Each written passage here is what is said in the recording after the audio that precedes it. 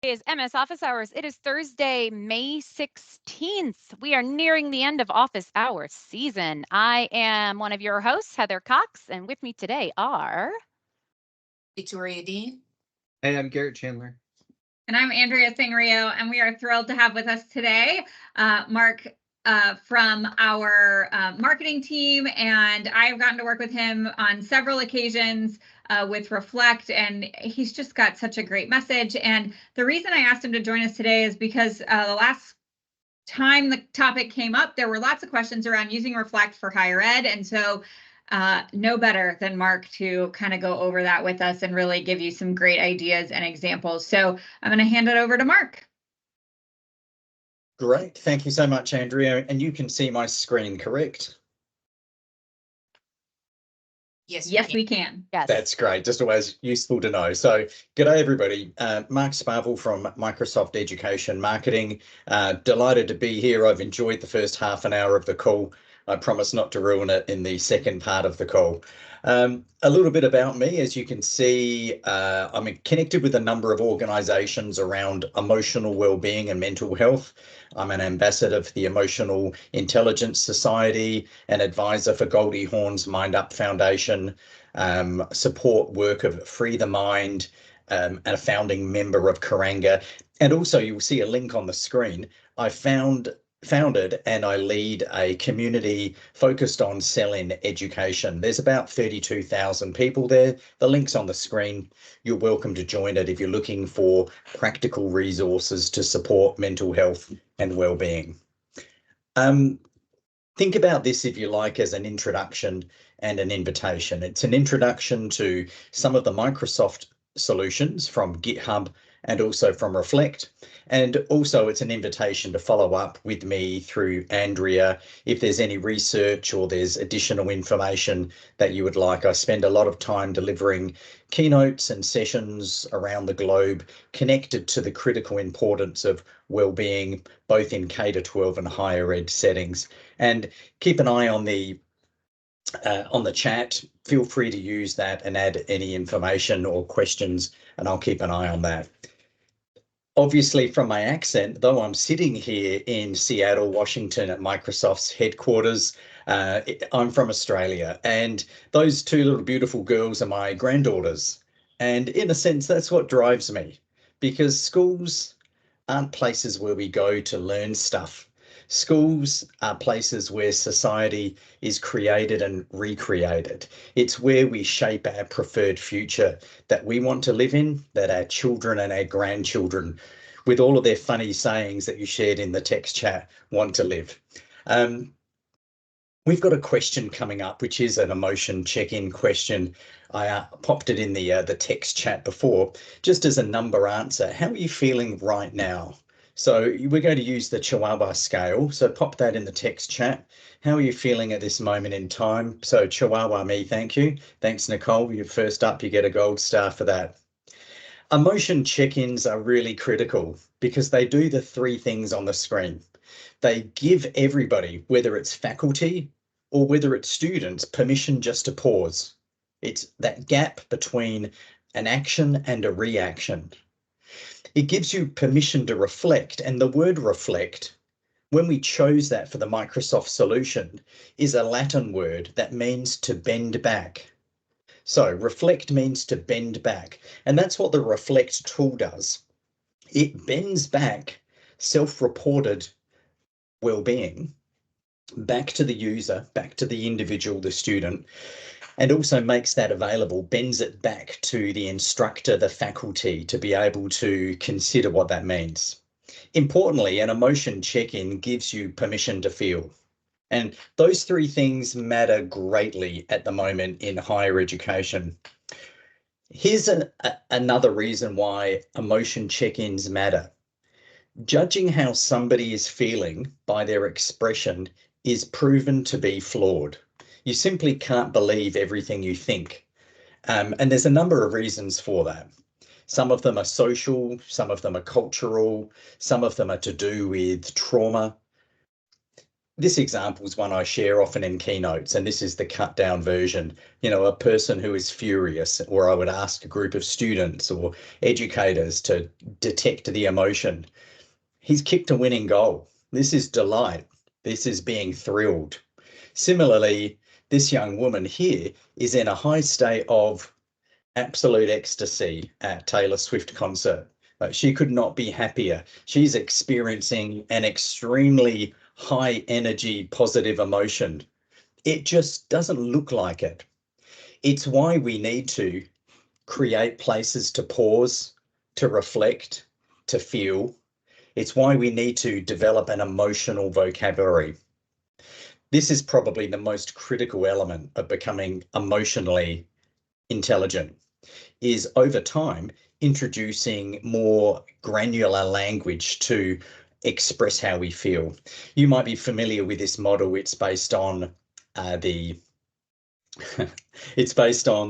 Yale Center for Emotional Intelligence work with their ruler program. They recognize that all emotions matter and serve a purpose, and they have them organized by high energy, low energy, pleasant and unpleasant. There are no good or bad, because all emotions matter and serve a purpose. For our young people, being able to accurately recognize, understand, label, express will help them ultimately be able to regulate both their inner world and then help them navigate their outer world. And right now, it's a major issue. By nearly every metric, student mental health in colleges in the US is worsening. Between 2020 and 2021, there was an increase of over 60% of college students who would meet the criteria for one or more mental health problems. And in another study, 75% of college students noted a moderate or severe psychological distress. So in the first case, being tagged as having a clinical mental health problem, in the second, experiencing distress, which is when stress outstrips our capacity to navigate it. Some of that is good news. Some of it is to do with the fact that, there are more access now to services, and the stigma of mental health has reduced. So we've seen an increase in numbers. But we've also noted across the country that while the number of students presenting with mental health issues has increased, the funding for services to support has not increased at the same time. So colleges and universities are generating other solutions, more creative solutions, using things like telehealth, bots, peer counselling, and engaging in broader wellbeing strategies. I got a couple of resources that they're not Microsoft, but I just feel compelled to share them with people because they're free. This is a course, Yale University built a course for grown-ups on, which I've taken, which was on the science of happiness. It was their most undertaken course in the university's history, completely free. What they did was they packaged it up specifically for a teenage audience. So this is the Science of Wellbeing for Teens course by Yale.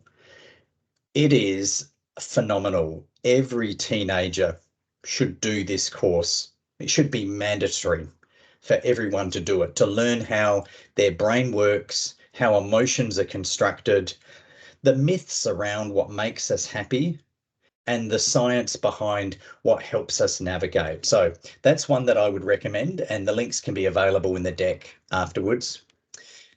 The other one would be an app which was built by the founder of Pinterest. It's a non-profit that was set up, and Yale Center for Emotional Intelligence were involved in the build of this. So it's very much science-backed, and it's howwefeel.org. It's a free app.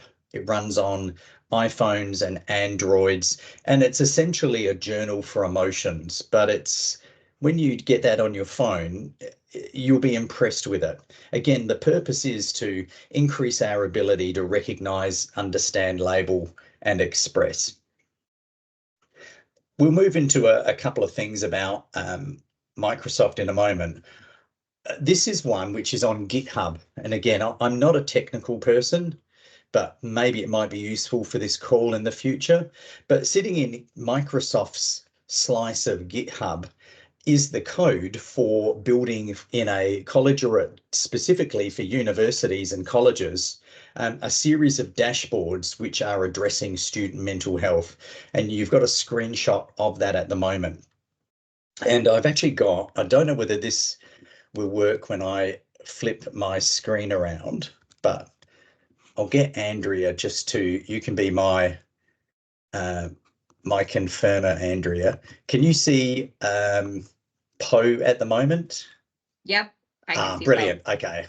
I'm just going to try to get to this one hiding here. Okay, so this is GitHub that we're looking at the moment, a repository of free code that people can take and use. And this is the code for building a mental health dashboard for a university. So it's specifically designed for university. You can see chat pages, contacts, event pages, news pages, therapist page, the crisis page. So that's one thing I wanted to flag in case people weren't aware of it. All of the technical details are in there for setting up that. One that's just for a little bit of fun is a generative AI tool. So this one is called Poe, and it reframes your negative thoughts. So if I popped a negative thought in here, which was, I think I'm stupid and I'm going to fail this assignment,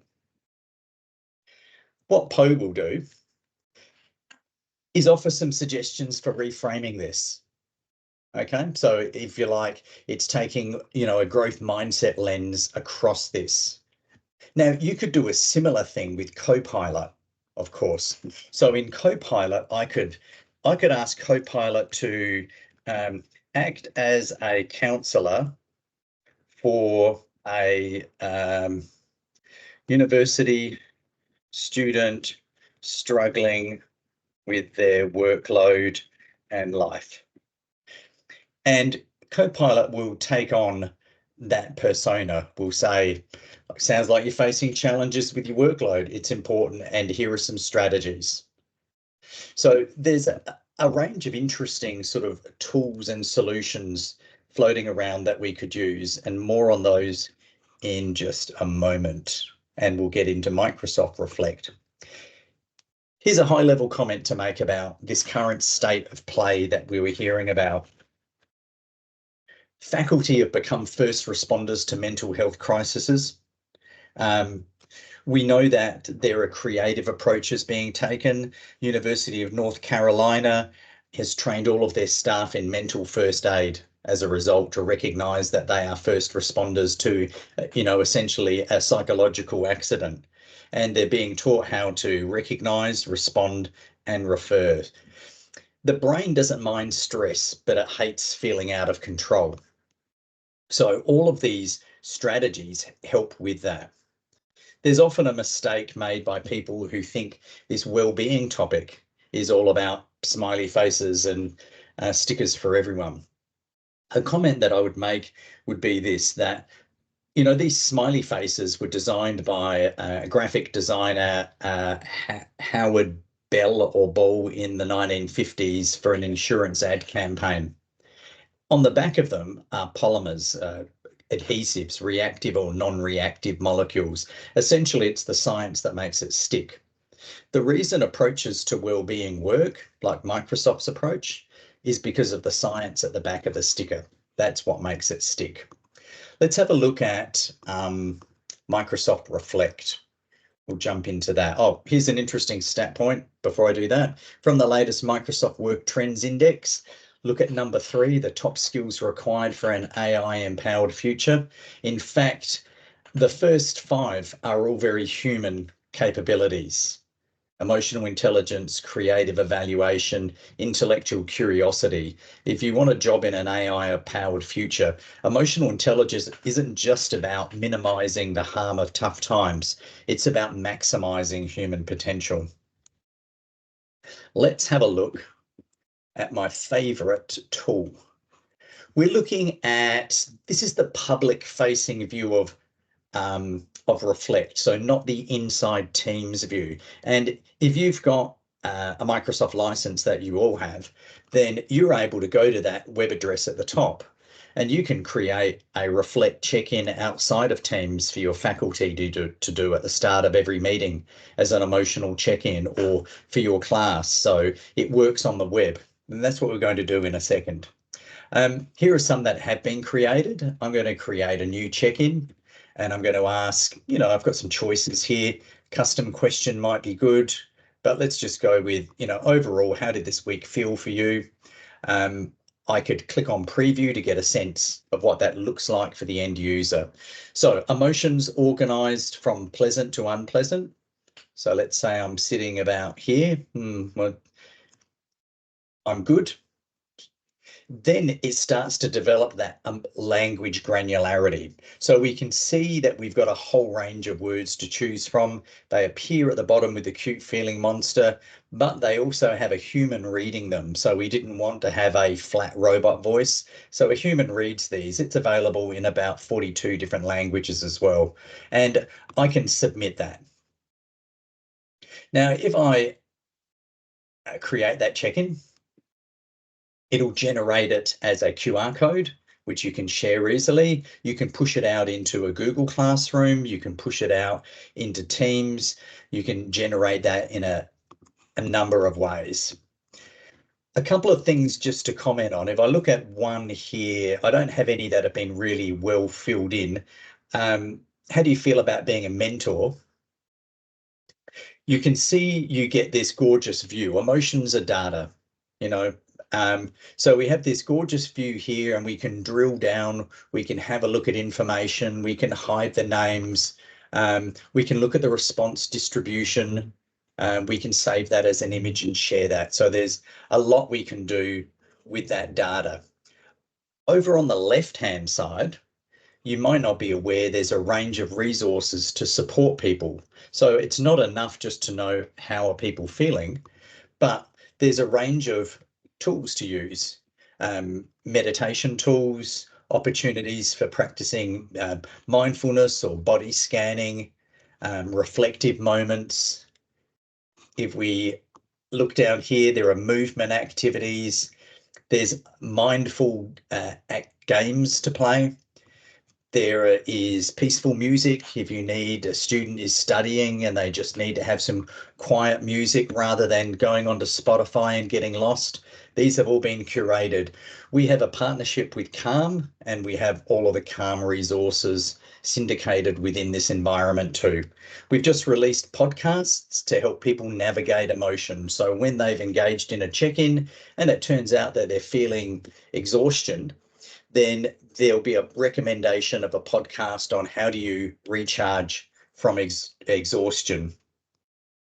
And our partner collection, Calm, also has a number of resources available, all sitting within Reflect in Microsoft Teams, which obviously is available to everybody who has M365. So we can see all of the resources. We can see how easy it is to create a check-in. I can't show you the experience within Teams for a technical reason at the moment that I won't bore you with, but it's keeping us all busy in Microsoft Corp land.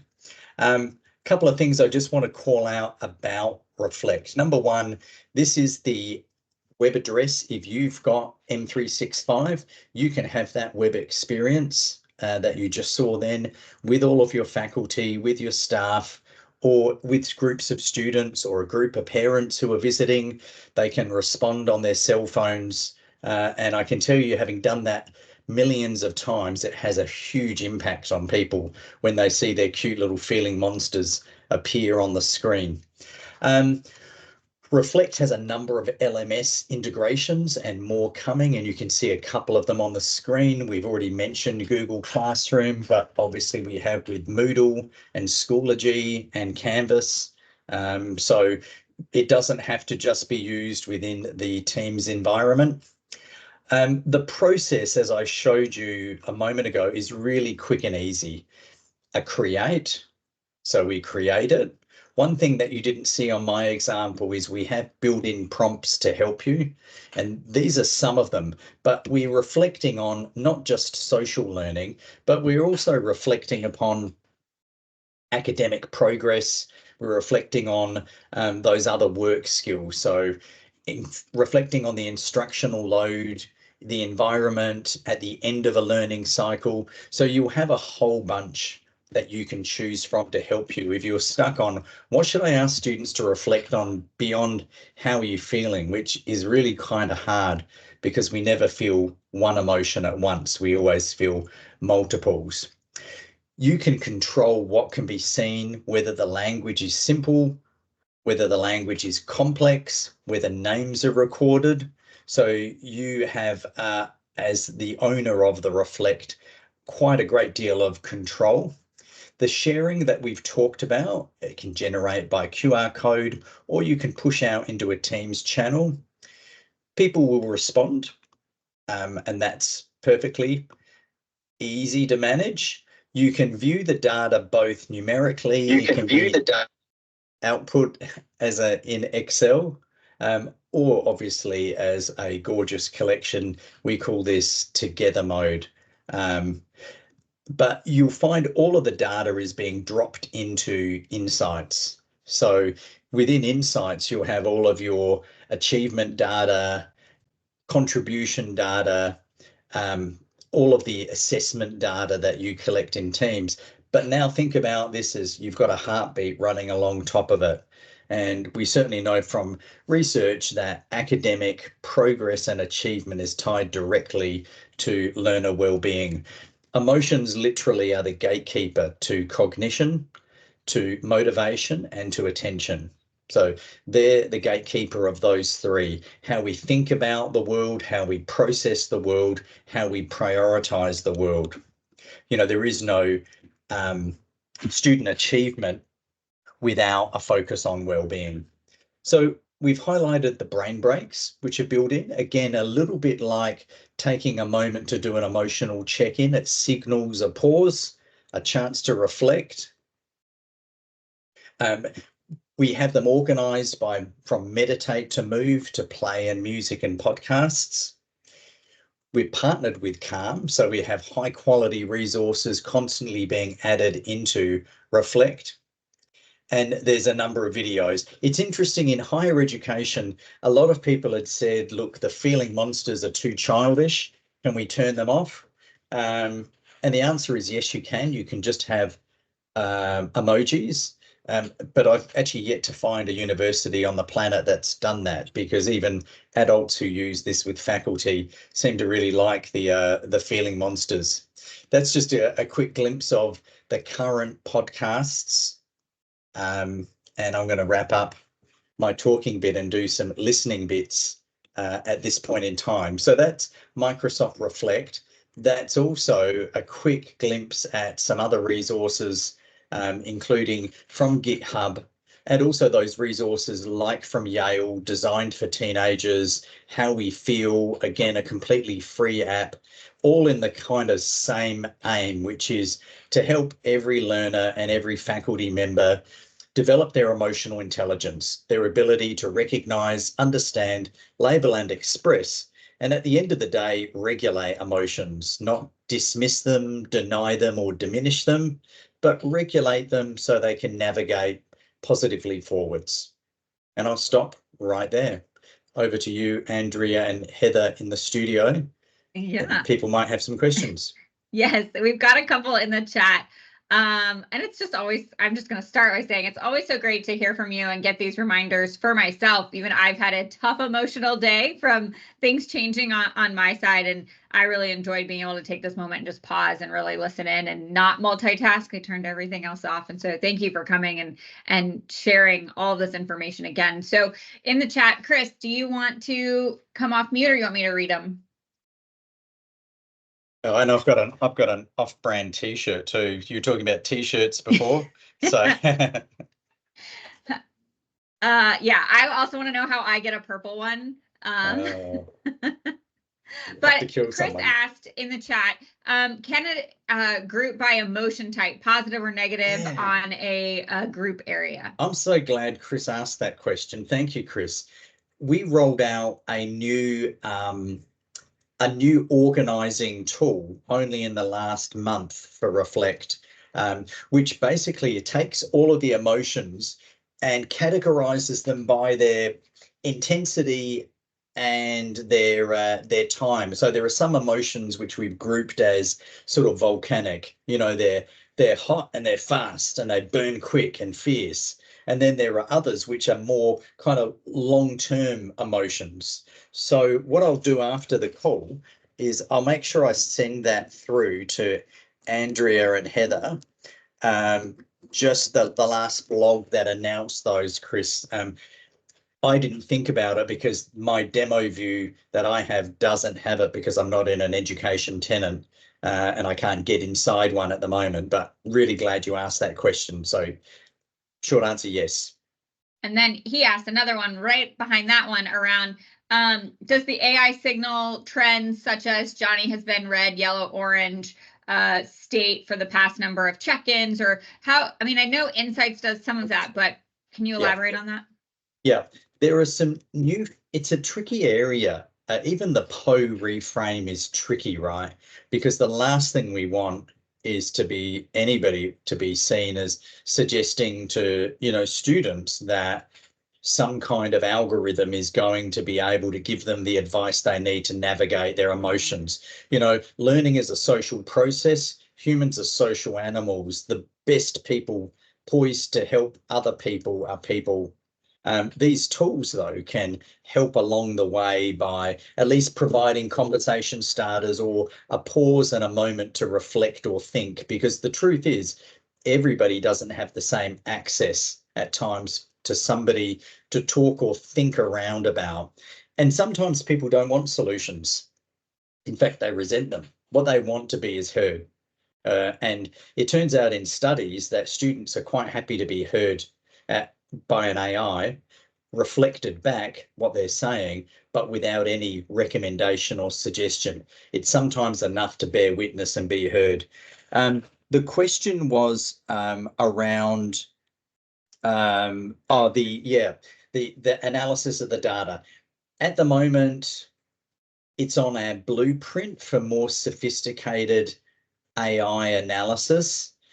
But for now, it sits in our spotlight cards, which will notice that, hey, you know, Heather's recorded or, you know, her last 6 check-ins were low energy. And again, it's just reflecting its back. There's no judgment. It's just reflecting it back, because that's what reflect means, to bend back. Or it will say, you know, Mark has, you know, reported, you know, a couple of happy ones and then 3 miserable ones. And this is out of sync for him. So that's what we've got at the moment. Got it. I think what Chris is trying to figure out is there a clear way to know when they should step in, probably as the adult or official kind of there? And I think that's really getting to know your students, getting to know and seeing that in those. Yeah, this is not a diagnostic tool, you know, and shouldn't be viewed at in fact, it's a great tool to work out where are kids flourishing and how to, and then go and find out why and get more of that. It's also useful that if you've embarked upon as an institution an intervention, we've rolled out Second Step, we rolled out Ruler, we've rolled out Mind Up, we're doing, you know, a new focus on well-being or whatever. It's a great way to, you know, for Reflect to use that as a litmus paper test to go, what is the subjective perception of students about how they're feeling now? Has there been a shift? But we've been very cautious with Reflect about, this is not your tool to identify your tier 2 or tier 3 intervention. This is a tier 1 support for everybody, to help everybody have a place to pause, reflect and consider. Having said that, obviously as a teacher or as an administrator, you can add this data to your broader set of data around student wellbeing, achievement, participation, attendance, and you can make your professional judgments using that collective information. That's awesome. Very, very nice. Do we want to did we have one more or no? We had one more around, they were very complimentary of the tool, but that the security team would want to review it. And I'm assuming that the information is on the Reflect app site for all of that information. Absolutely, and it complies and functions the same data protocols as the entire M365 suite within a tenant. So whatever the policies and the the guardrails and guidelines that run with your tenant apply with Reflect. It's a part of Microsoft Teams. Awesome. Well, thank you so much, Mark, for being here. Pleasure. It's always a pleasure to have an educator that's come over to Microsoft, like the two of us and the team here, to be able to support educators around the country. So thanks, everybody. And we'll see you next week. I think we've only got 2, maybe 3 episodes left of the season. Yeah. So the school year is definitely winding down. All right, everyone. I'm kicking you out. Have a great night. Bye.